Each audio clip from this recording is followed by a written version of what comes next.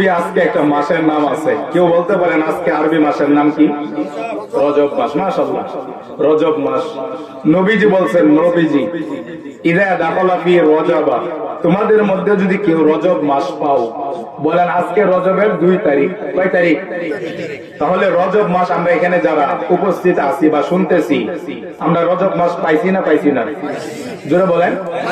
তাহলে করেন, নবীজি বলছেন ইদা দাখালা ফি রজবা, যখন তুমি রজব মাস পাও, ফাকুলু, তখন বলো, অথবা ক্বালা, তুমি বলো, আল্লাহুম্মা, করেন, বারিক লানা ফি রজবা ওয়া শাবান ওয়া বাল্লিগনা রমাদান। পড়েন নাকি? কে হাত তুলেন তো দেখি। পড়তেছি আলহামদুলিল্লাহ। রাগ করতেছেন না তো? আবার পড়লে কি হবে দেখেন, রজব মাস যেহেতু আপনারা বলছেন, আজকে জুমার মসজিদে সব মুসল্লিরা দেরকে নিয়ে ইমাম সাহেব এই আলোচনাটা করছেন যে রজব মাসের মহত্ব সম্পর্কে। আমি রজব মাসের মহত্ব সম্পর্কে বর্ণনা করার জন্য না, আমি বয়ান করব রজব মাস আসলে আমরা কি করব। নবীজি বলেন ইদা দাখালা ফি রজবা, তোমাদের ভিতরে যদি কেউ রজব মাস পাও, আলহামদুলিল্লাহ বলেন। আমরা কি রজব মাস পাইছি? সবাই পাইছি। এখন আমাদের প্রথম কাজ, নবীজি বলেন ফাকালা, বলো, আল্লাহুম্মা বারিক লানা ফি রজব ওয়া শাবান, আল্লাহ তুমি আমাদেরকে রজব এবং শাবানে বরকত দাও, ওয়া বাল্লিগনা রমাদান, রমজান পর্যন্ত আমাদের হায়াতকে লম্বা করে দাও। কিতাবের ভিতরে লিখছে, কোন ব্যক্তি সত্যিকার খালিসান লিওয়াজহিল্লাহ, একমাত্র সঠিক মনে সঠিক দিলে একমাত্র আল্লাহকে সন্তুষ্ট করার জন্য যদি এই দোয়াটা রজব মাসের 1 তারিখ থেকে চাঁদ ওঠার পর থেকে যদি সে পড়তে থাকে, তার হায়াতের জিন্দেগি যদি রজবের আগে অথবা রজব মাস, শাবান মাস বা রমজান মাসের আগে তার আমলনামা ছিল যে সে রজব মাস শুরু হবে আর তার ইন্তেকাল হবে, শাবান মাস শুরু হবে তার ইন্তেকাল হবে, অথবা পরবর্তীতে রমজানের আগে তার সময় শেষ হয়ে যাবে। নবীজি বলেন ইদা দাখালা ফি রজবা, তোমাদের ভিতরে কেউ যদি রজব মাস পা, ফাকালা, সে যদি বলে আল্লাহুম্মা বারিক লানা ফি রজবা ওয়া শাবান, আল্লাহ তুমি আমাকে রজব এবং শাবানে বরকত দাও, ওয়া বাল্লিগনা রমাদান, রমজান পর্যন্ত আমাদের হায়াতকে লম্বা করে দাও, এই দোয়াকে কেন্দ্র করে খালিসান লিওয়াজহিল্লাহ, আল্লাহর জন্য যদি এই দোয়াটা পড়তে থাকে, নবীর কথা ইয়াকিন সিদকাম মিন কলবি, একেবারে দিল থেকে যদি কেউ পড়তে থাকে, তার হায়াত যদি রমজান পর্যন্ত বা রমজানের আগে শেষ হয়েও থাকতো, এই দোয়ার বরকতে আল্লাহ রমজান পর্যন্ত তার হায়াত লম্বা করে দিবে। আর একটু জোরে বলেন খুশি না বেজার? যদি আমরা এটা পারি পড়বো, আরবিতে না পারি কি বলবো? আল্লাহ রজব মাস শুরু হয়ে গেছে, আল্লাহ তুমি আমাদেরকে রজব এবং শাবানের বরকত দাও এবং আমাদেরকে রমজান পর্যন্ত হায়াতকে লম্বা করে দাও। এটা হলো 1 নম্বর আমল। 2 নম্বর আমল, কাসরাতুত তিলাওয়াতিল কুরআন, বেশি বেশি কোরআন তেলাওয়াত করব। সাউন কানা ফাহিমা আও লাম ইফহাম, সাউন কানা আলিমা আও লাম ইউলাম, সাউন কানা আমিলা আও লাম ইউমাল, বেশি বেশি কোরআন তেলাওয়াত করব, বুঝা বুঝা পড়ার চেষ্টা করব। না বুঝা পড়লেও সব আছে না নাই? কথা বুঝা পড়লে বেশি সব, আর না বুঝা পড়লেও সব আছে না নাই? এখানে একটা ঘটনা শুনো। এক ব্যক্তি মারা গেছে, মারা যাওয়ার পরে ওই এলাকায় হাজার হাজার লাখো লাখো মানুষ তার জানাজায় আসছে জানাজা পড়ার জন্য, অথচ মাইকিং করে নাই। আমাদের বর্তমান জমানায় কয়েকজন মারা গেছে, ওই বাবারে বাবা, কে মারা গেছে? পুরাবাড়ি বাজারের ইমাম সাহেব মারা গেছে। কে মারা গেছে? অমুক চেয়ারম্যান মারা গেছে। জানাজা কবে? 3 দিন পরে। অমুক পাইলট স্কুলের মাঠে। মানুষকে কানে তবদা বানাইতে বানাইতে মানুষ যাইতে চায় না জানাজা। কেন? না, পুরাবাড়ি বাজারের ইমাম সাহেবের দিল ঠিক না, পুরাবাড়ি বাজারের ইমাম সাহেবের কথার কাজে মিল নাই, মুনাফিকি আছে তার ভিতরে। দেখছি সারাটা জীবন বাতিলের সাথে হাত লড়াইছে, সারাটা জীবন হকের পক্ষে থাকে নাই। এলাকার মেম্বার, চেয়ারম্যান, এমপি, মন্ত্রী, প্রেসিডেন্ট মারা গেছে, এলাকার অমুক নেতা মারা গেছে। মানুষকে একেবারে মাইকিং করতে করতে করতে করতে একেবারে মানুষের কান ঝাঁঝরা করে ফেলাইছে। আরে চেয়ারম্যান সব মারা গেছে, এখন যদি মানুষ না হয় মানুষ কি বলবো? বাজারের ইমাম সাহেব বয়ান করতো ফাটাফাটি, মারা গেছে, এখন যদি মানুষ না হয় মানুষ বলবে কি? কি ইমাম সাহেব ছিল, মানুষ আসছে না। নবীজি কি বলেন? নবীজি কি বলেন? নবীজি বলেন, মানুষ যখন মারা যায় যত তাড়াতাড়ি সম্ভব হয় যত তাড়াতাড়ি সম্ভব হয় তাকে দাফন করে দাও। বলেন এই সুন্নত কি আমরা পালন করি? সুন্নত পালন করি? পালন করি। আমরা চাই কি, আমাদের চিন্তা হইল মাইকিং করব, সব মানুষকে জানাইবো, সব মানুষকে ডাকাইবো।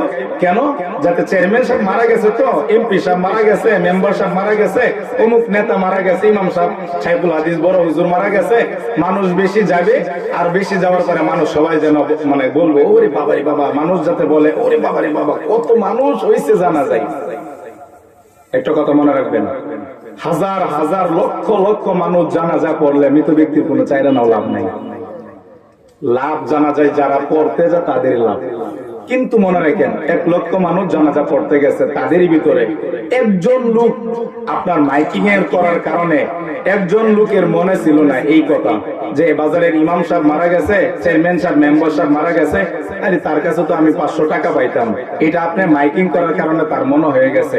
এখন 1 লক্ষ মানুষের ভিতরে একজন মানুষ যদি মনে কষ্ট সত্যিকার অর্থে মনে মনে জানা যায় দাঁড়ায় বলে চেয়ারম্যান সাহেবের কাছে, মেম্বার সাহেবের কাছে, আমাদের বাজারের ইমাম সাহেবের কাছে আমার দোকানে চা খাইতো আমি 5টা টাকা পাই, 10টা টাকা পাই, 100 টাকা পাই, 500 টাকা পাই। খুদার কসম খেয়ে বলছি, উলামায়ে কেরাম যারা আছে তাদেরকে জিজ্ঞেস করে দেখেন, একজন লোক যদি সত্যিকার অর্থে দিল থেকে বলে তার কাছে আমি টাকা পাই, 1 লক্ষ মানুষের ভিতরে একজন লোক বাদ দিয়ে যত মানুষ জানাজা পড়ছে কোন মানুষের সব বুঝেন। কি বুঝেন আপনি? কি বুঝলেন আপনি? মানো রাখবেন একটা কথা, যত মানুষ গেছে জানাজা পড়ছে হয়তো বা তাদের সব হবে, কিন্তু ওই যে যেই লোকটা মারা গেছে এই লোকের কাছে যেই লোকে টাকা পাইতো তাকে আল্লাহ মাফ করবে? মাফ করবে না। কারণ বান্দার হক আল্লাহ মাফ করে, কথা কয় না কেন? বান্দার হক আল্লাহ মাফ করে না। একটা লোক মারা গেছে এলাকাতে, একটা লোক এলাকাতে মারা গেছে, ঘটনাটা শুনেন ভালো। ওই জমানায় মাইকিং এর সিস্টেম ছিল না, জানাজানির সিস্টেম ছিল না। সকাল 10টার সময় মারা গেছে, জোহর নামাজের পরে জানাজা। কেমনে জানি মানুষ শুই না, সবাই দেখতেছে, লাখো লাখো মানুষ জানাজায় উপস্থিত। জোহর নামাজের সময় মসজিদে জায়গা হয় না, মসজিদের মাঠে জায়গা হয় না। এখন মানুষ যখন জানাজা করতে গেছে, জোহরের পরে জানাজা, এখন জিজ্ঞাসা করে এই ভাই তুমি কোথেকে আইছো? আমি তো কুমিল্লা থেকে আইছি। তুমি কোথেকে আইছো? আমি তো ঢাকা থেকে আইছি। তুমি কোথেকে আইছো? আমি তো গাজীপুর থেকে আসছি। এই এটা কি বলো?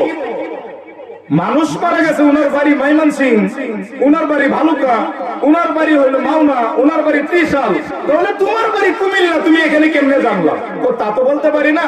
কে জানি আমার কানে কানে ঘোষণা করলো অমুক এলাকায় একজন লোক মারা গেছে, আমার মহাব্বত লাগলো, এই জন্য আমি তার জানাজা পড়তে আসছি। সুবহানাল্লাহ।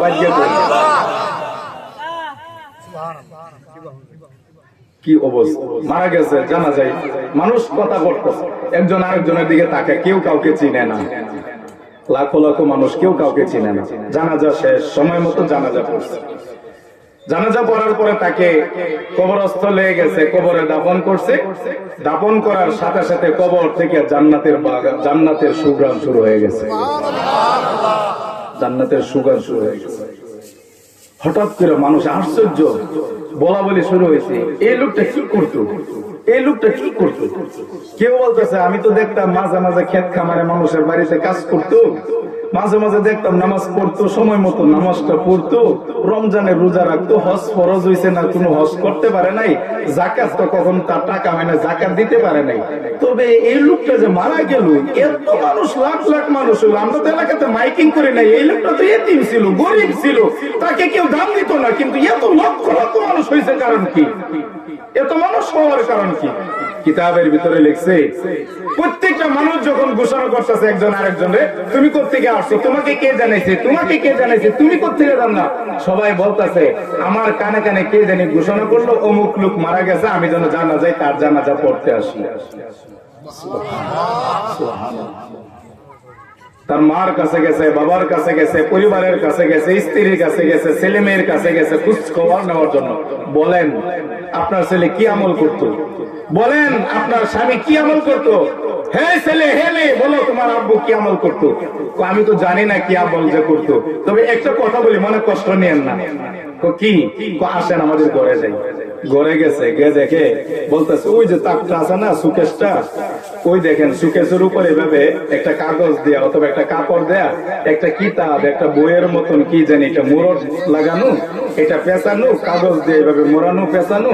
এই কিতাবটা বাইর করতো, উনি পড়তে পারতো না, মূর্খ মানুষ ছিল, পড়ালেখা করতে পারে না, এটা সামনে নিত, না খালি হাত ঘুরাইতো আর বলতো আল্লাহ এখানে তো আমি যা বলছো তা সব সত্য, এখানে কোনো সন্দেহ নেই, এটা যা বলছো আল্লাহ আমি অদম, আমি নালায়েক, আমি অনুপযুক্ত, আমি লেখাপড়া করার যোগ্যতা আমার নাই, আমার চোখের দৃষ্টি নাই, যদিও আমি বাহ্যিক ভাবে দেখি আল্লাহ এটার মধ্যে যা বলছো সব সত্য।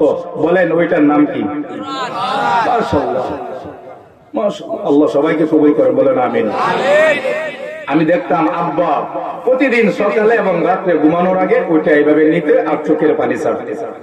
হঠাৎ করে গাইবি আওয়াজ আসে, আসার পরে গাইবি আওয়াজ আসার পরে পুরো এলাকাবাসী স্তব্ধ হয়ে গেছে। গাইবি আওয়াজ আসছে সাদাকা আব্দি, আমার বান্দার কবরের আযাব পুলসিরাত হাসর সব মাফ কইরা আমি আমার বান্দারকে কবরের ভিতরে আমি জান্নাতের বাগান বানিয়ে দিলাম। কেন? ওই যে কিতাবটা যা আছে এটার নাম হলো বাল হুয়া কুরআনুম মাজিদ, এটা কুরআন মাজিদ। এই লোক পড়তে পারতো না, কিন্তু মুখে নিত, চোখে নিত, হাতে নিত আর বলতো আল্লাহ এটার ভিতরে যা আছে সব সত্য, আমি পড়তে পারি না। এই কোরআনকে স্পষ্ট করার কারণে, কোরআনকে দেখার কারণে, হাতে লওয়ার কারণে যদি তাকে আল্লাহ এই মর্যাদা যদি দান করে, বলেন আমরা যদি কোরআন পড়তে পারি, মাদ্রাসার মাহফিল, পাঞ্জেখানা মসজিদ মাদ্রাসার মাহফিল, ফুরকানিয়া মাদ্রাসা, বলেন যেই এলাকাতে, যেই বাচ্চারা, যেই গড়ে, যেই রাষ্ট্রে, যেই এলাকাতে কোরআন তেলাওয়াত হবে, ওই এলাকাতে আল্লাহ মাফ করে দিতে পারে না? পারে না? মনে আল্লাহর ক্ষমতা এখন নাই। কথা বলেন না, আপনারা সবাই তো বলেন না। না আল্লাহর পাওয়ার তো 20 বছর আছি না, আমেরিকা চলে গেছে। কথা বলেন, আল্লাহ আমেরিকা গেছে না? আছে না নাই? আল্লাহ আগেও ছিল, এখনো আছে, কিয়ামত তো থাকবে। সব যখন কেউ ছিল না আল্লাহ ছিলেন, এখনো আছেন। যখন কেউ থাকবে না, কে থাকবে? জুড়ে বলেন কে থাকবে? কে থাকবে? জুড়ে মুখ ঘুরে বলেন কে থাকবে?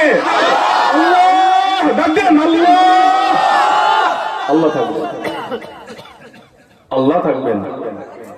এই জন্য বয়োজ্যেষ্ঠ বুজুর্গ যদি পারেন, সম্ভব হয় অল্প সময় বৈশা, সপ্তাহে একদিন হোক, প্রতিদিন না পারেন সপ্তাহে একদিন হোক, পারলে প্রতিদিন করেন, না পারেন সপ্তাহে করেন, না পারে মাসে একবার অন্তত কমপক্ষে অল্প সময় বসে এই কোরআনটা হাতে নিয়ে চুমা খান, তাকায় থাকেন, জিকির আজগার করেন।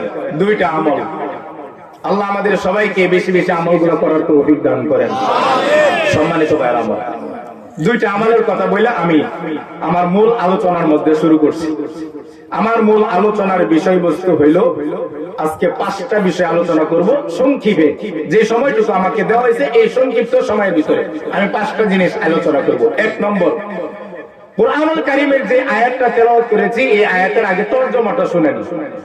আল্লাহ তাআলা বলেন ফামান যুহজিহা আনিন নার, কিয়ামতের দিন, কিয়ামতের ময়দানে আল্লাহ যার প্রতি সন্তুষ্ট হয়ে বলবে, হে মানুষ আমি তোমাকে আজকে জাহান্নাম থেকে মুক্তি দিয়ে দিলাম, ওয়া উদখিলাল জান্নাতা, তোমাকে আমি অর্ডার দিলাম, হুকুম করলাম, জাহান্নাম থেকে মুক্তি দিয়ে তোমাকে জান্নাতের কথা বললাম, তুমি জান্নাতে চলে যাও। এই কাজটা যার জন্য বলবে, যাকে হুকুম করবে, ফাকাদ ফাস, কিয়ামতের দিন সেই ব্যক্তি কামিয়াব হবে। জাহান্নাম থেকে যে ব্যক্তি মুক্তি পাবে, জান্নাত পাবে, সেই ব্যক্তি কামিয়াব। পরের আয়াতের অংশে আল্লাহ তাআলা বলেন ওমাল হায়াতুদ দুনিয়া ইল্লা মাতাউল গুরুর, মনে রাখো দুনিয়া কিন্তু ধোঁকার জায়গা, এই জিন্দেগি কিন্তু ধোঁকার জায়গা, দুনিয়া কিন্তু ধোঁকার জায়গা। আর দুনিয়া হুলওয়াতুন খাজিরা, এই দুনিয়া কিন্তু চাকচিক্যের জায়গা। হাজারো লাখো আলেম, মুফতি, মুহাদ্দিস, শাইখুল হাদিস, আল্লাহর ওলি, বুজুর্গ ব্যক্তি, ইমাম, মুসল্লি, বক্তা, হাজার মুসল্লি মানুষ, নামাজি, হাজি, গাজী মানুষ এই দুনিয়ার পিছনে পড়ে তার সব ধ্বংস করে দিবে। সাবধান, সাবধান, ওমা হাযিল হায়াতুদ দুনিয়া ইল্লা লাহু ওয়া লাইব, মনে রেখো দুনিয়াতে যাওয়ার পরে কিন্তু দুনিয়ার পিছনে পড়ে আমি আল্লাহর কথা ভুলে যাও না। এই দুনিয়া কিন্তু ধোঁকার জায়গা, এটা কিন্তু ধোঁকার জায়গা। তোমাকে কিন্তু আল্লাহ পাক রব্বুল আলামিন পাঠাইছেন কিয়ামতের ময়দানে আল্লাহ জিজ্ঞাসা করবেন, দুনিয়াতে তোমাকে কেন পাঠাইছিলাম, তুমি কি যের জন্য পাঠাইছিলাম সেটা কি তুমি করে নিয়ে আসছো কিনা? সম্মানিত ভাইরা আমার, এই জন্য সাবধান থাকতে হবে। আল্লাহ যেন আমাদের সবাইকে কিয়ামতের ময়দানে এই মাদ্রাসা মসজিদের মাহফিলকে কিয়ামতের দিন উসিলা করে আল্লাহ আমরা যারা আয়োজক করছি, যারা সাহায্য করছি, সহযোগিতা করছি, অত্র এলাকা সহ আল্লাহ সকল মুসলিম উম্মাহকে যেন এটাকে নাজাতের উসিলা করে কিয়ামতের ময়দানে আল্লাহ যেন আমাদের সকলকে জাহান্নাম থেকে মুক্তি দিয়ে জান্নাত দান করেন। আল্লাহ আপনি আমাদের সকলকে কবুল করেন। আমি অল্প সময় নিয়ে 2-4 মিনিট বা 10-20 মিনিট সময় একটা গুরুত্বপূর্ণ বিষয় নিয়ে আলোচনা করি। সম্মানিত ভাইরা আমার, মূল আলোচনাটা শুনেন। মুসলিমদের জন্য 5টা কাজ করা প্রত্যেকটা মুসলমানের জন্য জরুরি, অথবা 5টা কাজ থেকে 5টা গুনাহ থেকে বেঁচে থাকা প্রত্যেকটা মুসলিমের জন্য জরুরি। 1 নম্বর গুনাহ, ভালো করে খেয়াল করবেন, রাগ করবেন না তো। 1 নম্বর, প্রত্যেকটা মুসলিমের জন্য উচিত হইল তারা শিরিক করবে না। কি করবে না বলেন? ভালো করে বুঝবেন শিরিক কাকে বলে, এটা আগে বুঝেন। শিরিক অর্থ হইল এক কথায়, শিরিক করলে আল্লাহকে অপমান করা হয়, শিরিক করলে আল্লাহকে লাঞ্ছনা দেওয়া হয়, শিরিক করলে আল্লাহ কষ্ট পায়। কোন ব্যক্তি যদি শিরিকের সাথে লিপ্ত থাকে বা শিরিকের কাজ করে, শিরিকের আমল করে, শিরিকের কাজ করে, তাহলে সে কেমন জানে সরাসরি ডাইরেক্ট আল্লাহর সাথে যুদ্ধ করে। শিরিক করলে আল্লাহ তার জীবনে নামাজ, রোজা, হজ, যাকাত সব ইবাদত আল্লাহ তাআলা বরবাদ করে দিবেন, সব ইবাদত বরবাদ করে দিবেন। এইজন্য 1 নম্বর, কোন মুসলিম শিরিক করা যাবে। আল্লাহ শিরিক করলে খুব কষ্ট পান। শিরিক কাকে বলে? শিরিক বলা হয় যদি আপনি আল্লাহকে বাদ দিয়া আল্লাহর যত সিফত আছে, আল্লাহর যত কার্যকারিতা গুণাবলী আছে, আল্লাহ যা করতে পারে এমন গুণাবলী কোন মাখলুককে মনে করার নাম শিরিক। কথা কয় না? আমি এত বাঙ্গায় বলতে পারবো না, কারণ এত বাঙ্গায় বললে অনেক ভাই আছে এখানে উঠে চলে যাবে, আবার অনেক ভাই আছে যে উল্টা পাল্টা বুঝে, পরে হুজুর আনছিলাম, হুজুর আমার বিরুদ্ধে ওয়াজ করলো, এই জন্য আপনার বিরুদ্ধে ওয়াজ করবো না। তবে আপনি একটু ভালো করে খেয়াল করেন, শিরিক করা যাবে না, কোন মুসলিম শিরিক করতে পারবে না। আল্লাহ তাআলা বলেন, ইন্নাল্লাহা লা ইয়াগফিরু আন ইউশরাকা বিহি ওয়া ইয়াগফিরু মা দুনা যালিকা লিমান ইয়াশা। কোন ব্যক্তি কিয়ামতের ময়দানে যদি এই কথা আমি আল্লাহর কাছে বলতে পারে, আল্লাহ আমি নামাজ, রোজা, হজ, যাকাত, ইবাদত, বন্দেগী মোটামুটি যা পারছি করছি, অথবা কি করছি না করছি আল্লাহ তুমি জানো, কিন্তু আমি একটা গুনাহ করি নাই, সেটার নাম হলো শিরিক। আল্লাহ বলেন, ওয়া ইয়াগফিরু মা দুনা যালিকা লিমান ইয়াশা। কোন ব্যক্তি কিয়ামতের ময়দানে যদি বুকে হাত দিয়ে আল্লাহর সামনে বলতে পারে, আল্লাহ আমি শিরিক ছাড়া, আমি শিরিকের গুনাহ করি নাই, অন্য গুনাহ কি করছি না করছি তুমি ভালো জানো, আমি ইয়াকিন বিশ্বাস আমি শিরিক করি নাই। আল্লাহ বলেন, শিরিকের গুনাহ ছাড়া কিয়ামতের ময়দানে আমি আল্লাহ সব মাফ করে দিব।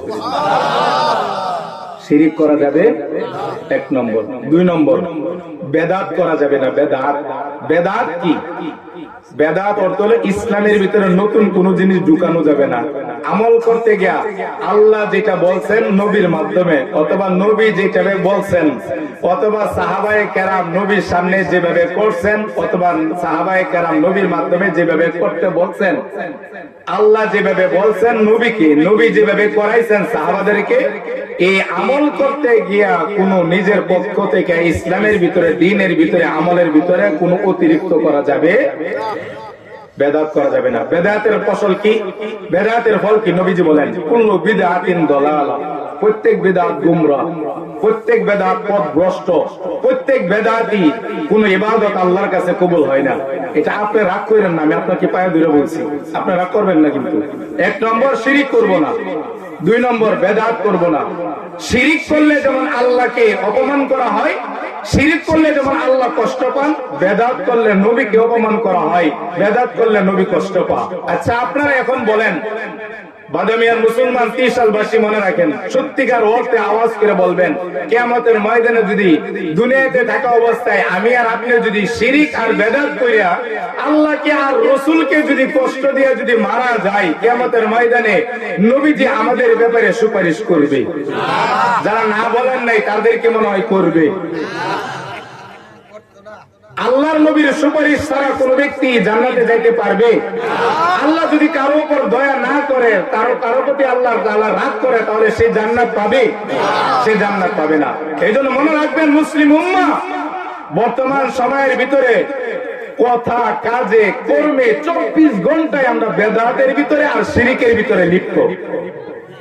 যদি সময় থাকতো তাহলে শিরিক কাকে বলে, বেদাত কাকে বলে, যদি সময় এতটুকু থাকতো তাহলে বলতাম। যেহেতু দূরে যাইতে হবে এই জন্য বলতে পারতেছি না। তবে এতটুকু মনে রাখেন, 1 নম্বর মুসলিম উম্মাহ যারা নিজেদেরকে মুমিন দাবি করবে, মুসলিম দাবি করবে, আল্লাহর আব্দ, আল্লাহর বান্দা দাবি করবে, নবীর উম্মত দাবি করবে, তারা কোনোদিন শিরিক করতে পারবে না, বেদাত করতে পারবে। নবীজি বলেন কুল্লু বিদআতিন দালালা, প্রত্যেক বিদআত গুমরাহি, প্রত্যেক বেদাত গুমরাহি, ওয়া কুল্লু দালালাতিন ফিন্নার, আর প্রত্যেক গুমরাহি হলো জাহান্নামী। নাউজুবিল্লাহ বলেন। এইজন্য ভাই আমি আপনাদেরকে অনুরোধ করছি, আপনি আমার মুসলিম ভাই, আপনি আমার বড় ভাই, আপনি আমার ছোট ভাই, আপনি আমার বাবা, আপনি আমার চাচা, আপনি আমার ভাই, আমি আপনাকে এই জন্য অনুরোধ করে বলছি, বেদাত করা যাবে না, শিরিক করা যাবে না। শিরিক করলে আল্লাহ অপমান হয়, শিরিক করা মানে আল্লাহকে ওভারটেক করে চলা। বেদাত করলে নবীজিকে অপমান করা হয়, বেদাত করা মানে নবীকে ওভারটেক করে চলা। এই জন্য শিরিক করা যাবে না, 1। 2 বেদাত করা যাবে না। 3 নম্বর, মা বাবাকে কষ্ট দেওয়া যাবে না। বলেন কাকে? জুড়ে বলেন, সবাই বলেন। যাদের মা বাবা আজকে এই মুহূর্তে, যাদের মা বাবা কবরে চলে গেছে, আল্লাহ তাদের কবরে আযাব মাফ করে দেন, বলেন আমিন।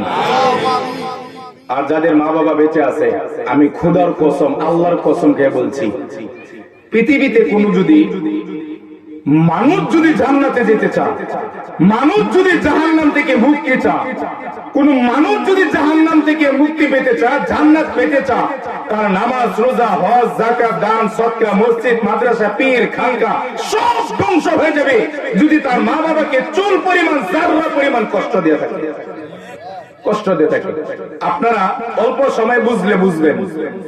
কুরআনুল কারীমের ভিতরে আল্লাহ বলেন, ওয়া ক্বাদা রাব্বুকা, আমি রব, আমি আল্লাহ ফয়সালা করে দিলাম, আল্লাহ তা'বুদু ইল্লা ইয়্যা, আমি আল্লাহকে ছাড়া অন্য কারো ইবাদত করা যাবে না। জোরে বলেন, যাবে না। 1 নম্বর, আমি আল্লাহকে ছাড়া অন্য কারো ইবাদত করা যাবে না। 2 নম্বর, ওয়া বিল ওয়ালিদাইনি ইহসানা, মা বাবার সাথে সৎ আচরণ করতে হবে, আল্লাহর ইবাদত করতে হবে। 2 নম্বর, মা বাবার সাথে সুসম্পর্ক, সৎ আচরণ মা বাবার সাথে করতে হবে। ইবাদত করবেন কার? বলেন, নামাজ পড়বো কার জন্য? হয় নাই, হয় নাই, জোরে আওয়াজ দিয়ে বলেন, নামাজ পড়বো কার জন্য? রোজা রাখবো কার জন্য? যাকাত দিব কার জন্য? জোরে বলেন মুসলমান। হজ করবো, যাকাত দিব, দান করবো, সদকা করবো, মসজিদ করবো, মাদ্রাসা করবো, যত ইবাদত আছে সব করবো একমাত্র কার জন্য? আল্লাহর জন্য। আল্লাহ বলেন, আমি ফয়সালা করে দিলাম, আল্লাহ তা'বুদু ইল্লা ইয়্যা, আমি আল্লাহকে ছাড়া অন্য কারো ইবাদত করা যাবে না। ওয়া বিল ওয়ালিদাইনি ইহসানা, 2 নম্বর, মা বাবার সাথে সৎ আচরণ করতে হবে। এদিকে তাকান। 1, আল্লাহর ইবাদত করতে হবে। 2, মা বাবার খেদমত করতে হবে, মা বাবার সাথে সুসম্পর্ক রাখতে হবে, সৎ আচরণ করতে হবে। এদিকে তাকান। খুতবাতুল আহকাম কিতাবের ভিতরে থানভী রাহমাতুল্লাহি আলাইহি লেখছেন, ইন্নার রাজুলা লা ইয়াকুনু মিন আহলিস সালাহ ওয়াস সাওম ওয়াজ যাকাত ওয়াল হজ ওয়াল উমরা ওয়াস সাদকা ওয়াদ দিনার ওয়াদ দিরহামা হাত্তা যাকারা সিয়ামাল খায়র কুল্লাহ। একটা লোক কিয়ামতের ময়দানে তার নামাজ, রোজা, হজ, যাকাত, বহু ইবাদত নিয়ে আল্লাহর দরবারে উপস্থিত হবে। আল্লাহ তার আমলনামা দেখবেন, ফাজিবনা লাহু ওয়া ইউসআলুহু ওয়া ইউসাদদিকুহু, আল্লাহ তার আমল দেখে নিজেই আশ্চর্য হয়ে বলবেন, ঘটনা কি? এত নামাজ, রোজা, হজ, যাকাত, এত ইবাদত নিয়ে আসছো, তাহলে তো তার মানে তুমি যে পরিমাণ নামাজ, যে পরিমাণ রোজা, হজ, যাকাত, দান, সদকা, মসজিদ, মাদ্রাসা, যে পরিমাণ ইবাদত করছো, তুমি তো জান্নাতি। আল্লাহ নিজে আশ্চর্য হয়ে তাকে জিজ্ঞাসা করবেন, এত ইবাদত কেমনে করলা? বলবে, আল্লাহ তুমি তো তৌফিক দিছো, তোমার জন্য করছি। তাই নাকি? কহ, তাহলে তুমি কি জান্নাতে চাইতে চাও? আল্লাহ তুমি যদি জান্নাতে দিতে চাও তাহলে দাও। সে জান্নাতে যাইতে চাইবে, এই দিক দিয়ে পিছন দিক দিয়ে একজন মুরব্বী তার আগে আওয়াজ দিয়ে বলবে, আল্লাহ উনাকে দাঁড় করান, উনি জান্নাতে যাক, আমার কোনো আফসোস নাই, কিন্তু উনাকে একটু দাঁড় করান, ওনার সাথে আমার 1 মিনিট কথা আছে। ছেলে জান্নাতে যাবে, মেয়ে জান্নাতে যাবে। 1 মিনিট কথা আছে, যখন কথা বলতে আসবে আয়েশা বলবে আতারিফুনানি, দেখো তো তুমি আমাকে চিনো কিনা, দেখো তো তুমি আমাকে চিনো কিনা। তখন ছেলে অথবা মেয়ে বলবে আমি তোমাকে চিনি না। তো চিনো না, তুমি আমাকে চিনো না, তো আমি তো তোমাকে চিনতেছি না। তো চিনবা চিনবা, ভালো করে খেয়াল করো। এরপরে আল্লাহ পাক রব্বুল আলামিন ক্যামেরার মাধ্যমে তার সামনে তুলে ধরবেন। ওই যে যাকে জান্নাতের ঘোষণা করছিলেন, তাকে ক্যামেরার মাধ্যমে জান্নাতে ঘোষণা যাকে করছিলেন তুলে ধরবেন, দেখো তো তুমি চিনো কিনা। তখন জিহ্বা কামড় দিবে, ইন্না লিল্লাহি, উনি তো আমার আব্বা, উনি তো আমার মা। আব্বা তুমি এখানে, আম্মা তুমি এখানে, চাচা আপনি এখানে কেন, অমুক তুমি আপনার এখানে কেন। বলতেছে তুমি তো তোমার স্ত্রীর কথা শুই না, তুমি তোমার শ্বশুর শাশুড়ি বন্ধু বান্ধবের কথা শুই না, মা বাবাকে ত্যাগ করে তুমি অন্য জায়গায় চলে গেছিলা, মা বাবাকে কষ্ট দিয়েছিল, আল্লাহর কাছে বিচার দিয়েছিলাম। জান্নাতে যাইবা যাও, কিন্তু স্ত্রীর কথা শুই না, শ্বশুর শাশুড়ির কথা বন্ধু বান্ধবের পালাই কইরা আমার মা বাবাকে কষ্ট দিয়েছিলাম, ওই কষ্টের কথা আল্লাহর কাছে বিচার দিছিলাম। ওই কষ্টে আমরা দুনিয়াতে যা করছিলাম, কষ্টের বদলা দিয়ে তারপরে জান্নাতে যাব। আটকায় দিবেন, আটকায় দিবেন। কিতাবের ভিতরে আসছে, হাদিসের কিতাবের ভিতরে পাই, বুখারী, মুসলিম, আবু দাউদ, তিরমিজি, নাসাই, ইবনে মাজাহ, শরহ মুওয়াত্তা, শরহ মুওয়াত্তা মালিক, শরহ মুওয়াত্তা হিব্বান, মুস্তাদরাক হাকিম, দারমি কুতনি, সমস্ত হাদিসের কিতাবের ভিতরে লিখছে রাসূল বলেছেন কিয়ামতের ময়দানে প্রত্যেকটা ছেলে এবং মেয়েকে আল্লাহ জিজ্ঞাসা করবেন তোমার প্রতি তোমার মা বাবা কি রাগ না রাগ না। যদি কোন ছেলে এবং মেয়ে বলতে পারে যে আমার আব্বা আমার প্রতি অসন্তুষ্ট না, আল্লাহ বলবেন তোর নামাজ, রোজা, হজ, যাকাত, অন্যান্য ইবাদতের দিকে আমি আর তাকাইতাম না, তোর আম্মা তোর প্রতি সন্তুষ্ট, রেজার রব রেজাল ওয়ালিদাইন, সাখাতুর রব সাখাতুল ওয়ালিদাইন, তোর মা বাবা তোর প্রতি সন্তুষ্ট, যা তুই জান্নাতে যা। মা বাবাকে কষ্ট দিলে ঈমান হারা হয়ে মারা যাবেন। আল্লাহ বলেছেন ওয়াসাইনাল ইনসানা বিওয়ালিদাইহি ইহসানা, মা বাবার সাথে সৎ আচরণ করার জন্য আমি আল্লাহ অর্ডার করলাম। ভালো করে খেয়াল করেন, নামাজ পড়ার জন্য কে বলছে? রোজা রাখার জন্য কে বলছে? হজ করার জন্য কে দিতে বলছে, হজ করতে বলছে? যত ইবাদত আছে সব করতে বলছে আল্লাহ। আল্লাহ নিজে ইবাদত করার জন্য বলছে, মা বাবার খেদমত করার জন্য বাজারের ইমাম সাহেব বলছে। কথা কইল এমপি, মন্ত্রী, প্রেসিডেন্ট বলছে। কে বলছে? কে বলছে? এই জন্য মনে রাখবেন, নামাজ পড়া যেমন ফরজ, রোজার সময় রোজা রাখা যেমন ফরজ, হজ ফরজ হইলে হজ করা যেমন ফরজ, যাকাত ফরজ হইলে যাকাত যেমন দেওয়া ফরজ, এই ইবাদতের সাথে সাথে মা বাবার খেদমত করা প্রত্যেকটা মুসলমানের জন্য, নর নারীর জন্য সময় সাপেক্ষে ফরজ। সময় সাপেক্ষে কি? এদিকে তাকান। আবু হুরায়রা রাদিয়াল্লাহু তাআলা আনহু, নাম শুনছেন না? আল্লাহর নবীর সবচেয়ে ঘনিষ্ঠ সাহাবী আবু হুরায়রা রাদিয়াল্লাহু তাআলা আনহু ইসলাম ধর্ম গ্রহণ করছেন, তার আম্মা এখনো অমুসলিম, ইসলাম ধর্ম গ্রহণ করে নাই। একদিন আল্লাহর নবীর দরবারে আসছে, কাঁদতেছে আবু হুরায়রা। হাদিসের কিতাবের ভিতরে আসছে আবু হুরায়রার চাইতে সবচেয়ে বেশি হাদিস আর কোন সাহাবী বর্ণনা করে নাই। সবচেয়ে বেশি হাদিস বর্ণনা করছেন আবু হুরায়রা। আবু হুরায়রা রাদিয়াল্লাহু তাআলা আনহু মসজিদে নববীর ভিতরে ঢুকে কান্না করতেছে, চিৎকার মেরে মেরে কাঁদতেছে। আল্লাহর নবী জিজ্ঞাসা করলেন লিমাজা, তুমি কান্না করো কেন? এ আবু হুরায়রা কি হয়েছে তোমার, কান্না করতেছো কেন? কই ইয়া রাসূলুল্লাহ, ইয়া হাবিবাল্লাহ, মনটা খুব খারাপ। তো কি হয়েছে? আমার আব্বা, আমার আম্মা, আমার আম্মা আজকে আমাকে আসার সময় বকা দিছে এবং আপনার এখানে আসতে না করে। বলেন আমরা হইলে কি কইতাম? হ্যাঁ, রাজনীতির নেতা ডাকছে তোর আব্বা মানে, তোর আম্মা মানে, অমুক হুজুর ডাকছে, পিসা হুজুর ডাকছে, তোর আব্বা আম্মা মানে। আবু হুরায়রার এই কথা শুনে নবীজি সাথে সাথে চুপ হয়ে গেছে। কোন কোন রিওয়ায়েত আছে নবীজি গা ফিরে চলে গেছে, কোন কোন রিওয়ায়েত আছে নবীজি মাথা নিচের দিকে করে দিয়েছে। আবু হুরায়রা নবীজিকে বললেন ইয়া রাসূলুল্লাহ, ইয়া হাবিবাল্লাহ, লিমাযা, কি হয়েছে আপনি বলেন না কেন? মার কথা, বাবার কথা শোনার পরে আপনি চুপ হয়ে গেলেন, মাথা ঘুরে নিলেন, চেহারা ঘুরে নিলেন, মাথা নিচের দিকে দিয়ে রাখলেন, জায়গা থেকে উঠে গেলেন। আমার আম্মা তো অমুসলিম, আমার মা তো নামাজ পড়ে না, রোজা রাখে না, হজ করে না, যাকাত দেয় না, আমার মা তো মুসলিম না। আমার মার কথা শুনে আপনি কিছু বললেন না? ইয়া আবু হুরায়রা, মা যদি হিন্দু হয়, খ্রিস্টান হয়, বৌদ্ধ হয়, চাকমা হয়, গারো হয়, অমুসলিম হয়, আল্লাহ আমাকে জানাইছে মা বাবার সাথে সদাচরণ করার জন্য। সুবহানাল্লাহ। ভাগ্য মুসলিম ভাইরা, কত চিল্লা লাগাইলাম, কত হজ করলাম, কত নামাজ পড়ি, কত তাহাজ্জুদ, কত ইশরাক, কত নবীন, কত মসজিদ মাদ্রাসা, কত দান সদকা, কত কিছু করি, অথচ ম্যাক্সিমাম লোক এখানে হাত তুলতে বললে আমি সহ না জানি ধরা খাওয়া যায় কিনা যে মা বাবার সাথে আমাদের সুসম্পর্ক আছে কিনা। কথা কয় না, মা বাবার সাথে সুসম্পর্ক আছে। নবীজি বলেন, খুলেন সূরা বনী ইসরাঈল, নবীজি বলছেন আমি আল্লাহ ফায়সালা করলাম এই পৃথিবীতে সবচাইতে ভালো আচরণ পাওয়ার যোগ্য তোমার মা এবং বাবা। তোমার সবচাইতে ভালো আচরণ পাওয়ার যোগ্য তোমার মা এবং বাবা। মা বাবার কথা স্ত্রীকে শরীয়ত সম্মত ভাবে, মা বাবার কথা শুনে শরীয়ত সম্মত ভাবে স্ত্রীকে তালাক দেওয়া যায় আছে, কিন্তু স্ত্রীর কথা শুনে, শ্বশুর শাশুড়ির কথা শুনে, বন্ধুর পালা পইরা মা বাবার সাথে সদ আচরণ না কইরা খারাপ আচরণ এক সেকেন্ডের জন্য যদি করেন, আপনার উপরে এই মুহূর্তে মারা গেলে জান্নাত আপনার উপরে হারাম করে দিবে। আমি আপনার কাছে ক্ষমা চাচ্ছি, আমি আপনার কাছে দুইটা পাও ধরে বলছি, কিয়ামতের ময়দানে অনেক নবীর উম্মত উপস্থিত হবে, একমাত্র নামাজ রোজা হজ যাকাত সব ঠিক, কিন্তু তাদের মা বাবার সাথে খারাপ আচরণের কারণে তারা জান্নাতে যাইতে পারবে না। এই জন্য আজকে আমরা ওয়াদা করব, যাদের মা বাবা মারা গেছে তাদের মা বাবার জন্য সদকায়ে জারিয়া, মাদ্রাসা মসজিদের জন্য সদকায়ে জারিয়া করব, ভালো কাজ করব, মা বাবার জন্য দান সদকা করব। মা বাবা যাদের সাথে উঠা বসা করছেন, যাদের সাথে চলাফেরা করছেন, তাদের সাথে সুসম্পর্ক রাখবো। যাদের মা বাবা বেঁচে আছেন, এখন এখানে গিয়া আজকে গিয়া মা বাবার কাছে মাপ চাইবেন, মা বাবার কাছে ক্ষমা চাইবেন, না হয় আপনার জন্য জান্নাত নাই। মনে রাখবেন মুসলিম উম্মাহ, মনে রাখবেন পাঁচটা কাজ করা প্রত্যেকটা মুসলমানের জন্য জরুরি। এক, শিরক করা যাবে না। দুই, বেদাত করা যাবে না। তিন, মা বাবার সাথে খারাপ আচরণ করা যাবে না।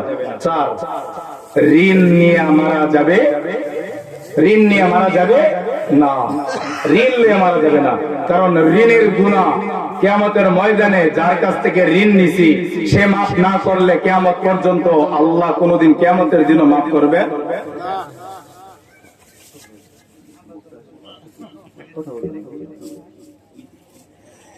বুঝে আসলো তো? ঋণ নিয়ে মারা যাবে না, মারা যাওয়া যাবে না। 4 নম্বর। 5 নম্বর, কোন মুসলমান তো দূরের কথা, কোন মাখলুককে কষ্ট দেওয়া যাবে না, কোন মাখলুককে কষ্ট দেওয়া যাবে না। এই 5টা নসিহত করলাম। শেষ কথা বলছি, এদিকে তাকান, শেষ কথা বলছি, হুজুর যেহেতু চলে আসছেন, শেষ কথা হলো আল্লাহ পাক কুরআনুল কারীমে বলেন, সূরা মুমিনুন কুরআনুল কারীমের 114টা সূরার ভিতরে 30 নম্বর সূরা, 18 নম্বর পারা, 4 নম্বর পৃষ্ঠা, 9 নম্বর 10 নম্বর লাইনের 51 নম্বর আয়াত। আল্লাহ তাআলা বলেন, ইয়া আইয়ুহার রাসূল, হে নবী, হে রাসূলগণ, হে নবীগণ, কুলু মিনাত তাইয়্যিবাত, তোমার নামাজ রোজা হজ যাকাত কোন ইবাদত যদি আল্লাহর কাছে কবুল করাইতে চাও, তোমার 1 নম্বর হালাল খেতে হবে। 1 নম্বর কি খেতে হবে বলেন? 1 নম্বর কি? মনে রাখবেন, 1 নম্বর হালাল খেতে হবে। 2 নম্বর ওয়ামালু সালিহা, নেক আমল করতে হবে। নেক আমল করতে গিয়ে শিরক আর বেদাত করা যাবে না, সুন্নাহ বিরোধী কোনো কাজ করা যাবে না। নেক আমল করতে গিয়ে সুন্নাত অনুযায়ী কাজ করতে হবে, শিরক বেদাত করা যাবে না। আর 1 নম্বর ইবাদত কোনো কবুল করাইতে হইলে 1 নম্বর হালাল খেতে হবে। হালাল খাওয়ার বিকল্প নাই। যে ব্যক্তি সুদ খাবে সুদ দিবে, ঘুষ খাবে ঘুষ দিবে, অন্যের জমিন আত্মসাৎ করবে, অন্যের জমিন আত্মসাৎ করে নিবে, ধোঁকাবাজি করবে, বাটপারি করবে, সিটারি করবে, আরেকজনের আইন দখল করে নিবে, ক্ষমতার দোহাই দেয়া, পাওয়ার দেখাইয়া ক্ষমতার দোহাই দেয়া, যে ব্যক্তি অন্যের জমিন আত্মসাৎ করবে, সুদ দিবে সুদ দিবে, ঘুষ খাইবে ঘুষ দিবে, দুর্নীতি করবে, তার কোনো ইবাদত তো দূরের কথা, তার কোনো ইবাদত আল্লাহর কাছে কবুল হবে